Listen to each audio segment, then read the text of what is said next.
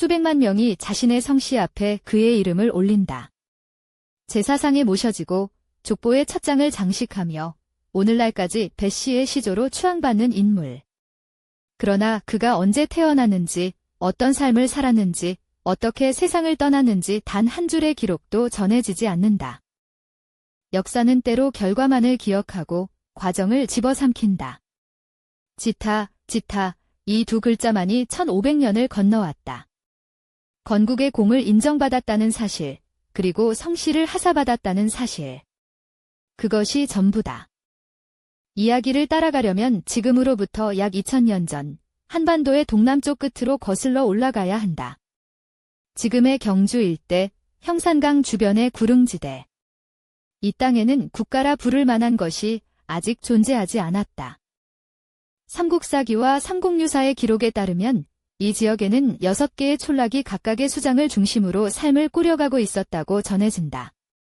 알천 양산촌, 돌산 고허촌, 취산 진지촌, 무산 대수촌, 금산 가리촌, 명할산 고야촌 이 6마을이 훗날 하나의 나라를 이루게 될 씨앗이었다.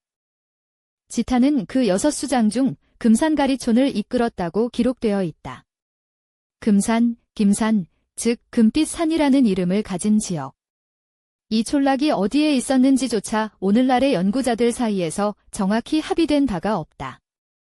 기원전 57년 혹은 그 전후로 추정되는 어느 날 이 6촌장들이 한자리에 모였다고 전해진다. 알에서 태어난 신이한 인물을 왕으로 추대하기 위한 자리였다. 그 인물이 바로 신라의 시조, 박혁거세다. 이 장면은 삼국사기의 기록이지만 실제로 그 자리에서 무슨 말이 오갔는지는 알 수 없다.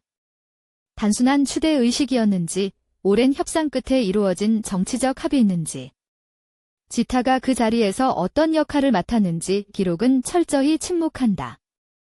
건국 이후 6촌장들은 공을 인정받아 왕실로부터 성씨를 하사받았다고 전해진다. 이, 리, 최, 손, 정, 배, 설.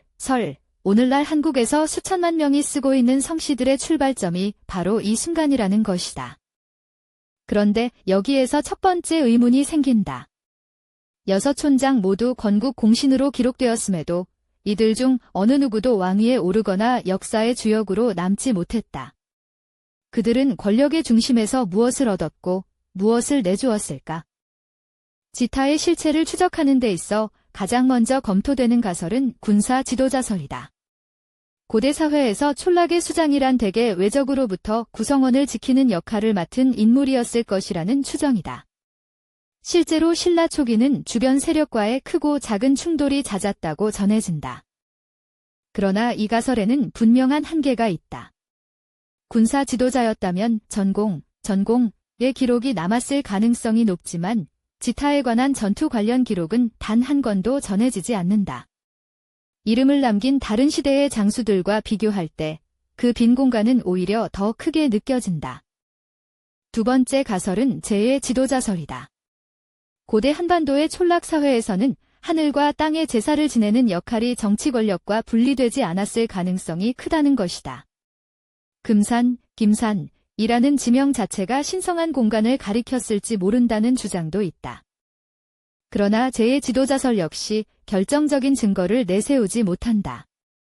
삼국사기나 삼국유사 어디에도 지타가 제사와 관련된 역할을 했다는 직접적인 언급은 없다. 금산이라는 이름의 해석 자체가 연구자마다 달라 이를 토대로 한 추론은 모래 위의 성과 같다는 비판을 피하기 어렵다. 세 번째 가설은 죄교적 중재자설이다. 6촌락이 하나의 연합체를 구성하는 과정에서 각 촌장의 역할이 달랐을 것이라는 관점에서 나온 해석이다. 누군가는 강경파였고 누군가는 중재자 역할을 맡았을 것이다. 그리고 지타가 바로 그 중재의 축이었을 수 있다는 것이다. 이 가설이 흥미로운 이유는 연합 과정에서 드러나지 않는 역할일수록 기록에 남기 어렵다는 논리가 성립하기 때문이다. 중재자는 승리의 얼굴이 아니라 과정의 인물이다. 그러나 이 가설 역시 추정에 그친다. 지타가 중재자였음을 뒷받침하는 직접 증거는 현재 존재하지 않는다. 그렇다면 왜 기록은 이토록 철저히 지타를 외면했을까? 한 가지 중요한 맥락이 있다. 현재 우리가 가진 신라 초기 기록들은 대부분 수백 년이 지난 뒤 고려 시대에 편찬된 것들이다. 그 사이에 얼마나 많은 기억이 지워지고 덧씌워지고 재구성되었을지 가늠하기조차 어렵다. 역설적이게도 지타는 오늘날 가장 많은 사람들에게 기억되는 신라 건국 공신 중 하나다. 배씨를 성으로 가진 사람이 한국에만 수백만 명에 이르기 때문이다.